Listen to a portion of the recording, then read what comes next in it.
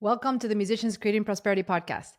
Today, I have a very special guest that's going to share her transformation as an amazing teacher, singer, founder of a program in Italy. And she's going to walk you through exactly what she did to reinvent her music business to be able to win back her time going from teaching 20 hours a week to 3 hours a week and being able to create an income stream that now gives her freedom. Let's dive in.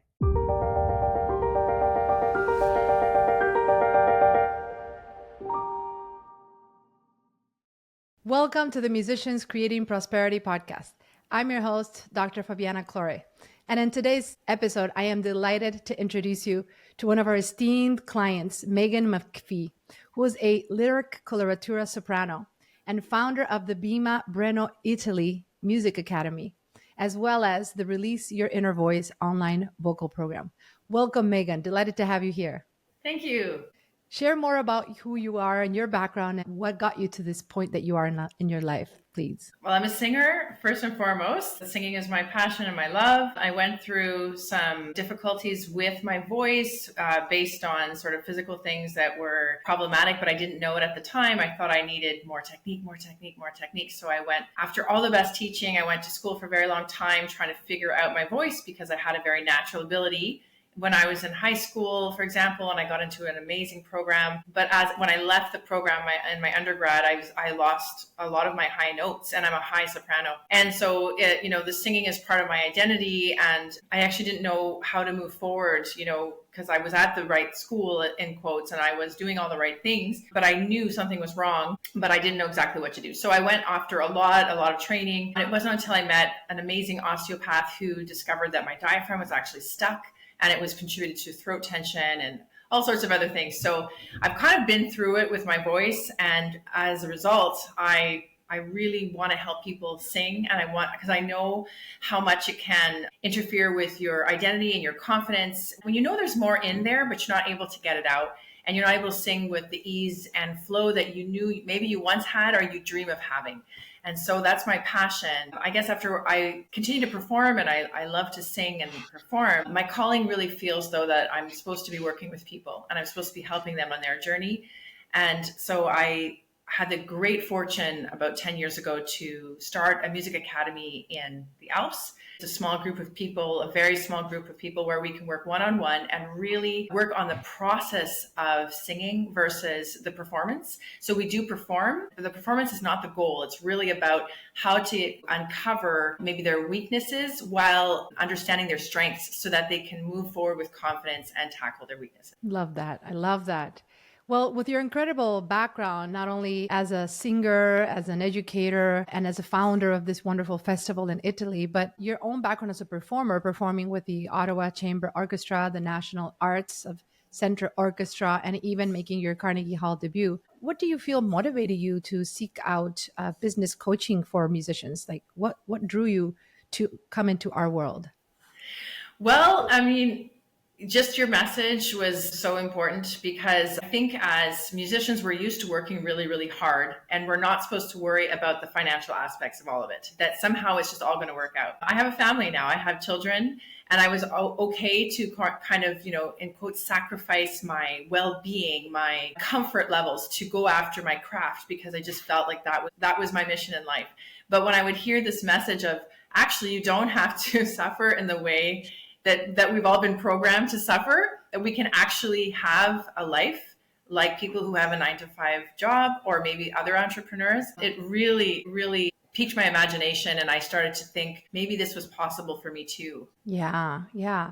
So tell us more about, I guess, before working together in the Musicians Profit Umbrella program, what was your weekly schedule like? What was the way you were working? Can you paint a picture of like your typical week looked like and how it felt balancing, all of what you were doing? Yeah, I mean, it was a lot because I was always feeling like I wasn't doing enough at home. I wasn't doing enough for my singing career. I wasn't doing enough, because all of my teaching was really where my income came from. So I thought I had to prioritize that.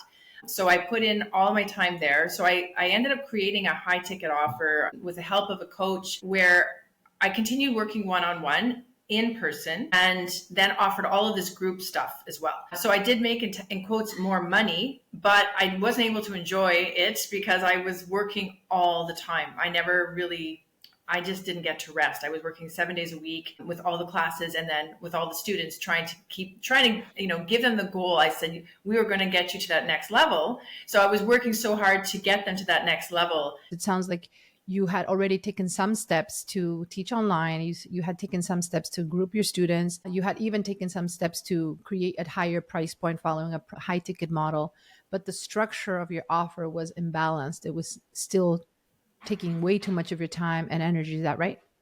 Yes, it wasn't sustainable to the point where I did it. I knew within the second month that I had made a big mistake and I was ready to stop. I actually had panic attacks. I had never had a panic attack in my life, and I started having panic attacks. My husband was asking what is going on, and I realized I made a really big mistake. I can do it. I had a vision, but what I was doing was completely wrong, because there's no way that I could be the mother, the singer, and the teacher all at once. I was just a teacher now.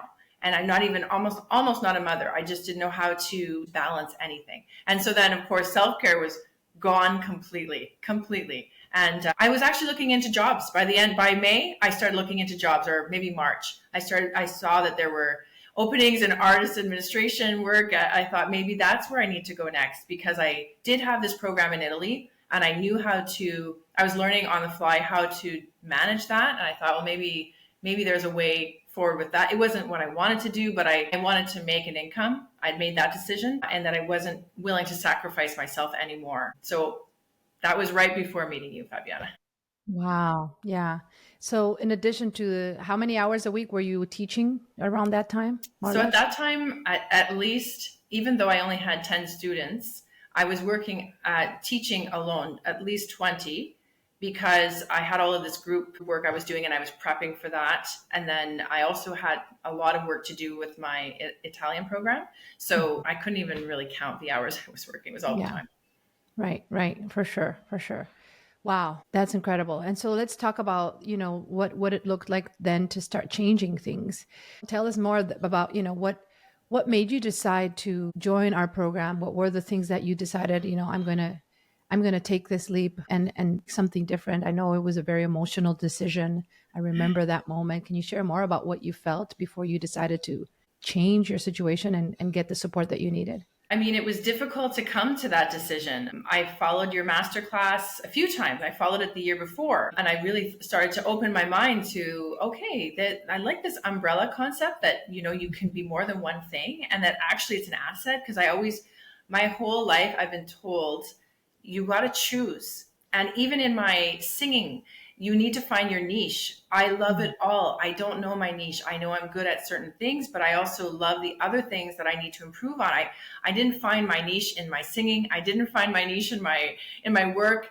And so the idea of the umbrella resonated so much with me, because I feel like that all of these things inform my teaching. My Italy stuff and my singing career informs my teaching. And I don't think it's a negative. So I was trying to find a way to keep it all together, but that I didn't know how to balance it. And that's where I was running into problems. And so coming to that decision, it was out of desperation. Literally, I just thought, I'm going to try one more way to make all of these years of hard work come to something, instead of, I feel like I don't give up on things. I don't even know how to quit things. I've never been able to do that. So I didn't know how to quit, but I knew that it was no longer sustainable. And it was very, very, very hard to come to that, because I thought, I am ready to let go of all of my students right now and start fresh. So I was in some ways lucky, because I wasn't trying to hang on to something that I was doing. I thought, I'm just going to listen to her and I'm just going to start over.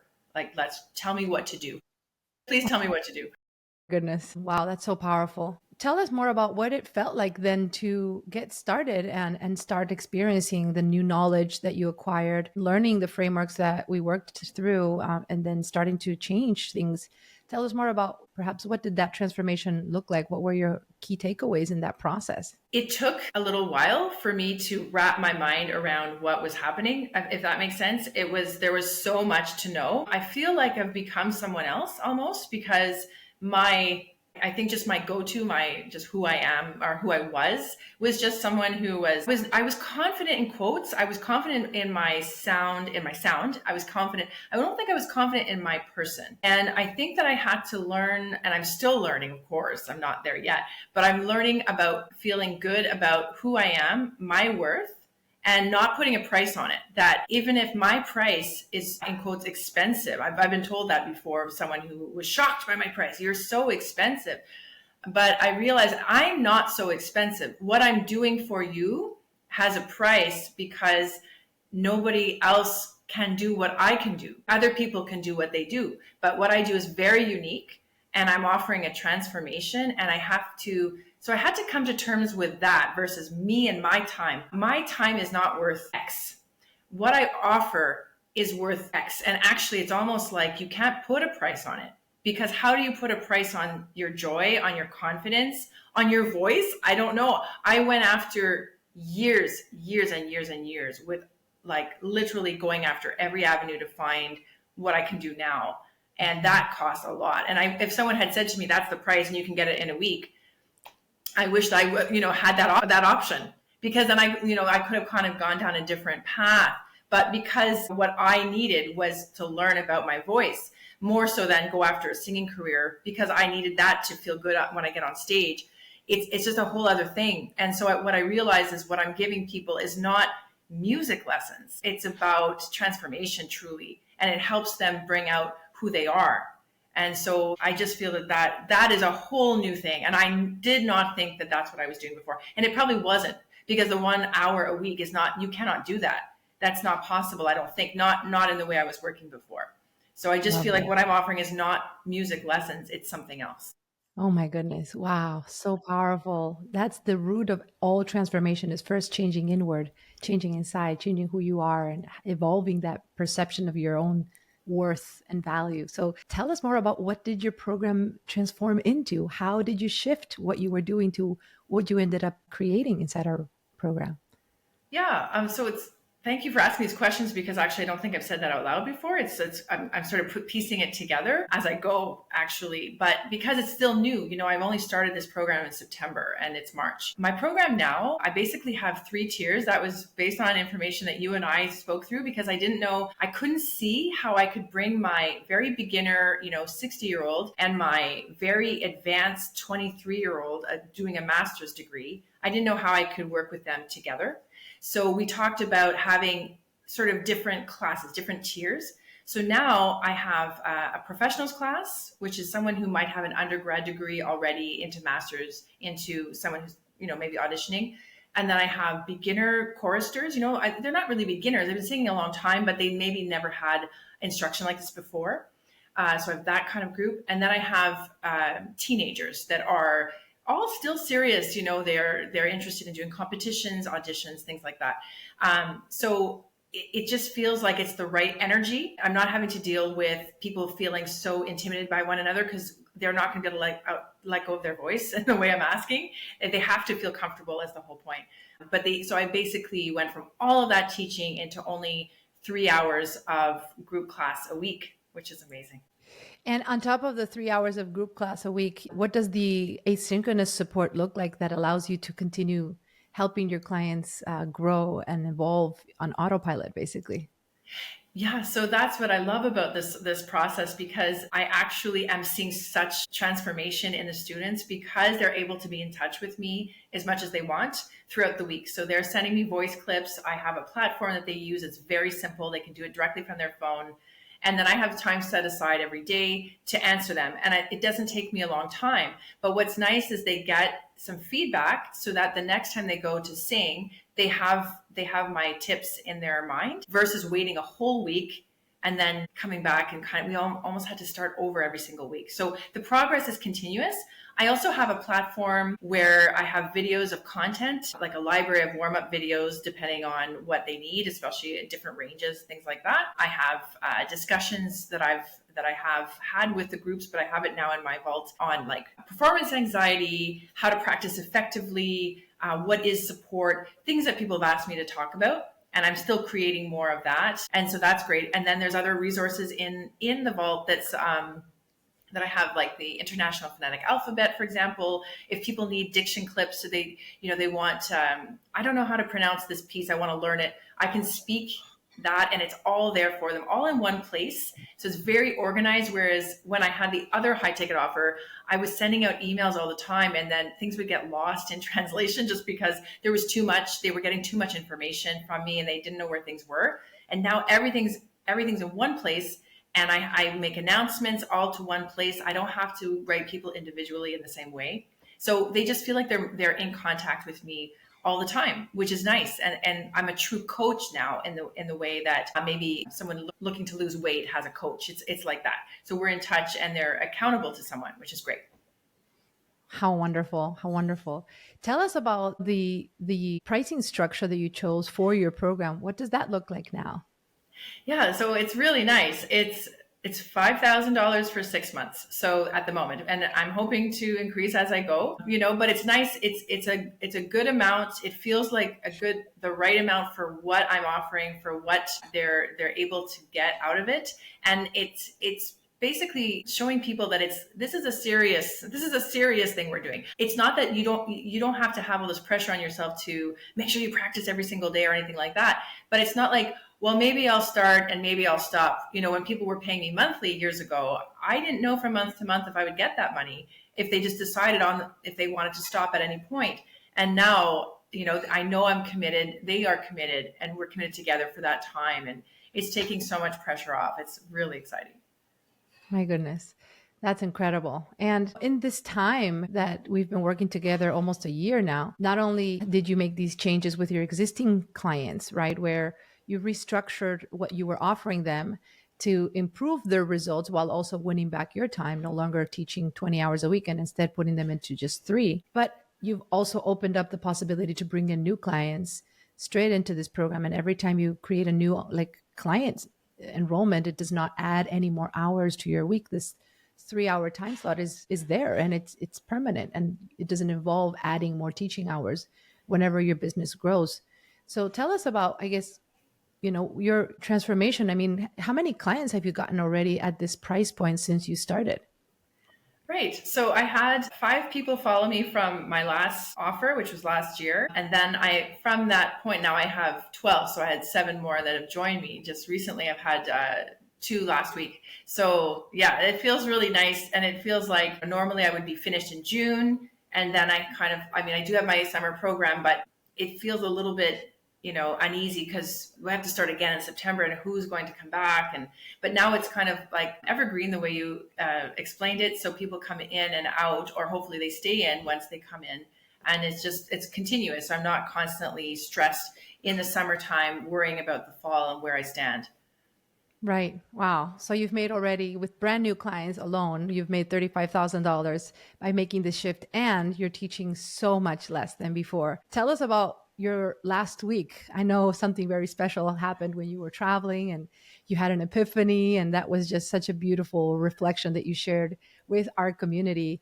I think this would be very inspiring for our listeners to understand what's possible when you start working in this different model and you build your umbrella brand. Can you share more about what happened last week when you were out and all of that? Yeah, it was wonderful because I had a family trip planned and I was going to visit my parents in Florida with my kids and my husband. And normally, if I took that week off, there would be a sacrifice in finances, or I would have to come back and do a lot of catching up with all of the hours that I've missed. And I always felt guilty leaving my students, especially those who have auditions or competitions around this time of year. But this year I was able to go away. I just had a couple of calls that people wanted to talk to me and I was willing to speak with them on my vacation. It was fine. And I was able to bring in 2 more clients while I was away. And then my other students were still working and they were still able to send me clips here and there. So I just had a little bit of time set aside on my vacation to do some work, but it was really not a problem at all. I was really happy to be able to be away from my business and it was still going on. I didn't have to feel like I have to come back to either, I lose a bunch of money because I didn't work this week, or like I say, I just have to play catch up so much. So it was really awesome. It was a first for me. I love that. When we think about building a music business on autopilot, I know it can feel like such a foreign concept for most musicians who are still stuck in the time for money model. So, I guess what would you share to our listeners who perhaps are right now still working in the old model and wondering, what could happen for them if they were to open themselves to learning the skills and potentially investing in themselves to grow their businesses in the new way, the way of the future, the way of the present for you and so many musicians creating prosperity?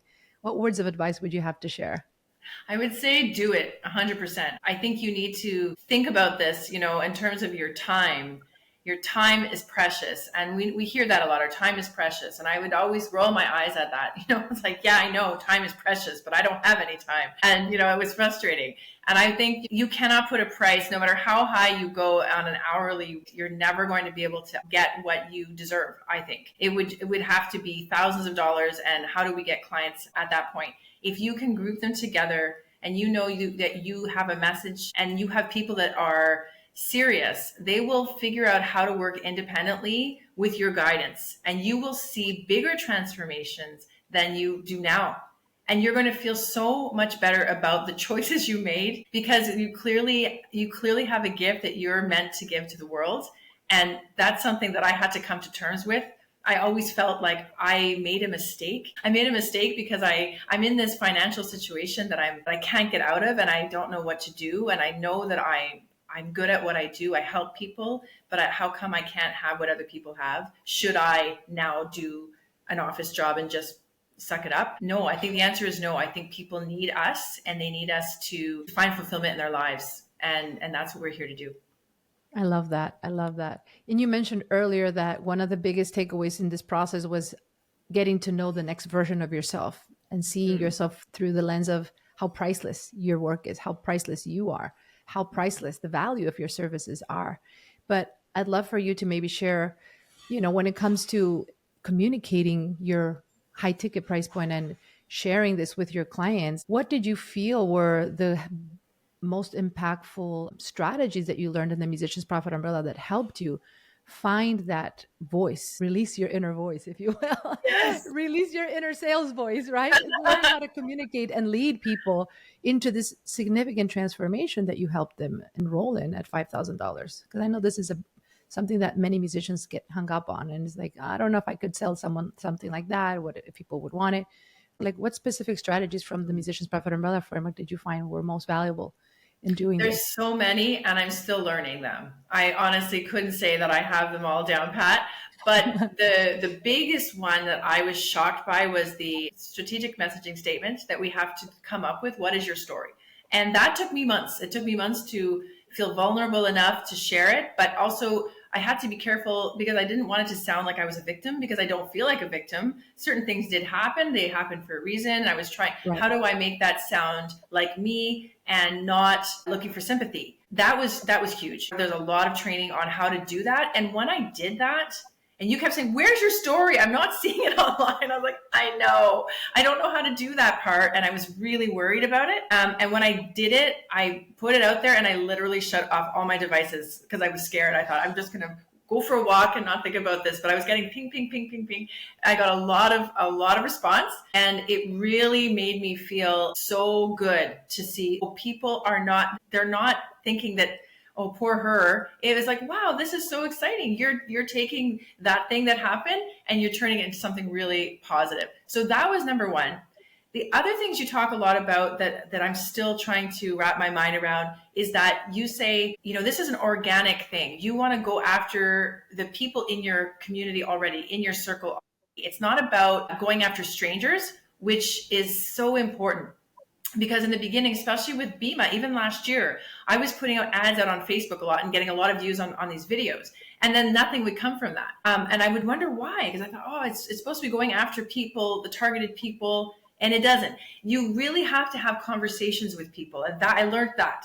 It's organic, it's talking to people, inviting them into your world and inviting them into what you're doing. Well, I was very shy about that. And I thought, well, if they want to know, they'll ask me. I don't want to feel like I'm pushing myself on people. I don't like that idea of that salesy all the time. But now it feels very natural when people ask me what I do. Before I would shy away and I didn't want to talk about it. I sang That's a weird thing to answer. I sing. Well, what do you mean you sing? And then you have to explain it. Whereas now I say, well, I sing, but I also do this other thing and I can explain it. And then they say, wow, really? Tell me, how do you do that online? Tell me more about that. And so I can say it and I can wrap it up really quickly. And it really seems to strike a chord with people. They think that's really interesting and different. It's not something they've heard of before, maybe. And so that's new. And then just honestly having that check-in every week has been amazing too. I've been thinking about that so much because I know that I wouldn't have done half these things if I was, even if I had your vault alone. If I didn't have someone telling me, hey, you should be doing these things by now. Where are you with this? And it's not because I don't want to, and it's not because I'm not self-motivated, but as you know, there's just so much that goes on in life that can just kind of drag you in the wrong directions, and then you go, oh, I'm behind on that thing that I've been thinking I wanted to do. So having that accountability and having these people in the group doing it with you, it's that support that just really makes you feel good about it, and you want to come prepared on Tuesdays as much as you can and have something to contribute. And yeah, I just love it. I think it's so great. Oh my goodness. I love that. So how has reducing your teaching hours, from 15, 20 hours a week plus all the admin, et cetera, to 3 hours a week, impacted your personal life and well-being and your career as a performer as well? It's definitely been a huge shift. My energy is no longer drained in the way it was before, because even though I am still working a lot, because I'm learning still through your modules, I have a lot to do. So I still feel very busy in a good way. But what's nice about that is that when we get to the classes, we get to the music, where I talk to people about this. Because when you're one-on-one, sometimes people want to chat, and that's nice. I like to chat. I do. Right. But sometimes people will put, especially in a singing lesson, they want to kind of tell you things that I am not equipped to take on. I am not a therapist. I have been saying that for years, but trying to handle the amount of stuff that comes my way. And then how do I bring that back into singing? So sometimes they would just talk and then the hour would be done and we didn't do it. And I think, okay, well, that's okay. But then next week too, it would they were looking more for maybe a friend or a therapist, and they liked me. We got along, but that wasn't really what I was trying to do. And that would drain me because I didn't have the the tools for that. So now we do the music. That's all there's time for. We do a little chat, but we get into the singing. And that's really what this is about. It's about, it's about us coming together and making music. It's therapy that's for someone else to take on. And I don't have those tools. So that's changed everything, because my energy is now no longer being drained. I'm now being energized in the way that it should be, I love that. I love that. So what's next for you, Maghan? Share more, now that you've created this more sustainable business model, what are you envision as the next evolution of your career and your life? Oh, that's a good question. Well, what I'm really loving is that you've really helped me with the combining of my two programs. My Italy program, which was feeling really difficult to manage on its own thing. And every year I had to recruit for that. I'm still recruiting for that, but I'm also combining the program. So some of my students have joined my online program, but they're also coming to Italy. So I'm seeing for myself that my programs will just be just a little bit more sustainable in terms of finding the people. I would love to see myself with the team under me. I would love to see, that I could train a teacher maybe that I've worked with, someone who's out of university at a master's level, perhaps, that could help certain classes. And then I have a VA right now, a virtual assistant who's wonderful. I'd like to have more help in that area. And so I see myself with the team of people taking on a lot of the tasks where I'm overseeing, and then I'm working with like specific groups and maybe not doing as much as I'm doing now, and then having other people working with me so that we can kind of broaden this out and reach more people. I love that. I love that. You continue elevating and creating more and more systems, right? And seeing the potential of where you could take this. Fantastic. Yeah. Well, this has been such a wonderful conversation. If you could go back and give yourself a message before you started working with us and following this process, what would you say to Maghan in 2024 and who's where you were before? What words would you share now? I guess I would say it's going to be okay, and trust your instincts. Just keep going and trust the process. Well, Well, thank you so much for being in this podcast. I'm hoping that this is going to inspire so many musicians to realize that it is possible to create prosperity if you start working smarter, not harder. Where can our listeners follow you? Of course, we're going to put all your links, your website, and everything in the show notes, so they'll have that there. But what last parting words would you like to share with our audience? Oh, I would just say, keep going and believe in what you're doing, and you'll be in great hands if you join the Musicians Profit Umbrella Group.